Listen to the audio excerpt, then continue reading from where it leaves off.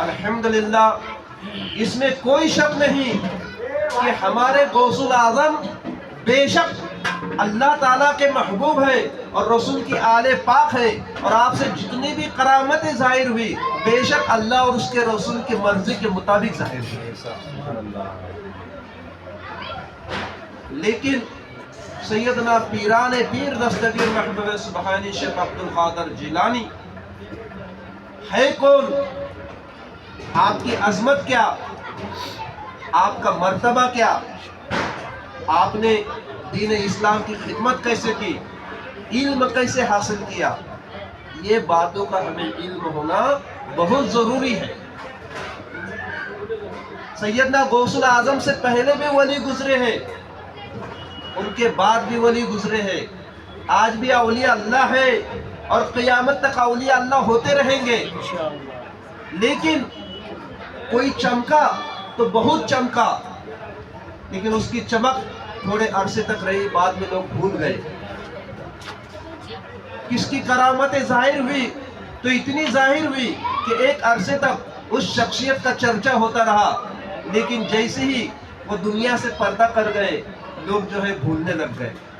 لیکن قربان جائیے تمام ولیوں کے ولی پیرے پیرا میرے میرا پر کہ 900 سال سے بھی زیادہ زمانہ گزر چکا، کل بھی آپ کا نام روشن تھا، آج بھی آپ کے چرچے ہو رہے ہیں، اور انشاءاللہ قیامت تک غوث اعظم کی کرامت کے ساتھ ساتھ ان کے ولایت کے چرچے ہوتے رہیں گے۔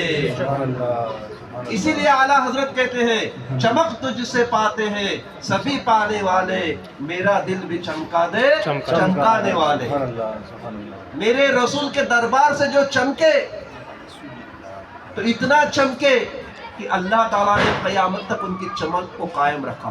اسی میں سے ایک ہمارے پیران پیر ہیں جنہوں نے مقام قطبیت پہنچنے کے لیے بہت بڑے لوہے کے چنے چلائے ہیں۔ یوں ہی کوئی اونچے مرتبے کو نہیں پہنچتا، یوں ہی کوئی اولیاء اللہ کا سردار نہیں ہوتا، بلکہ یہ اللہ تبارک و تعالیٰ نے آپ سے اتنی سخت آزمائش لی کہ ایک مرتبہ غوث الاعظم سے پوچھا گیا یہ تو بتائیے کہ آپ قطب کیسے بنے، قطب کے مقام پر کیسے پہنچے؟ پیران پیر کہتے ہیں کہ میں علم حاصل کرتا گیا، علم حاصل کرتا گیا، علم پڑھتا گیا، علم پہ عمل کرتا گیا، علم پڑھتے عمل کرتے پڑھتے عمل کرتے اللہ تعالیٰ نے مجھے قطبیت پر فائز فرما دیا۔ پتہ یہ چلا کہ ولایت کے لیے علم بھی ایک شرط ہے۔ میرے پیران پیر دستگیر محبوب سبحانی ادب کی منزل پر پہنچنے کے بعد اتنے بڑے مقام کو پہنچے۔ صرف علم رہ کر بھی نہیں چلتا، بہت سارے علم والے بہک گئے، ادب بھی بہت ضروری ہے۔ بزرگان دین کا ادب اور بزرگان دین کی عقیدت بہت ضروری ہے۔ آئیے میں آپ کو بتا دوں سیدنا پیران پیر دستگیر محبوب سبحانی شیخ عبدالقادر جیلانی کے بچپن کا واقعہ ہے۔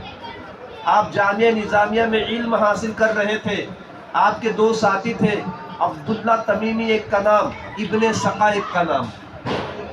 اس زمانے کے اندر جب آپ مدرسے میں علم حاصل کر رہے تھے تو چرچا ہوا کہ ایک فلاں فلاں غوث ہے جو بہت پائے تک کے ولیوں میں جن کا شمار ہے، وہ جنگل و بیابانوں میں رہتے ہیں اور دنیا ان سے فیض پا رہی ہے۔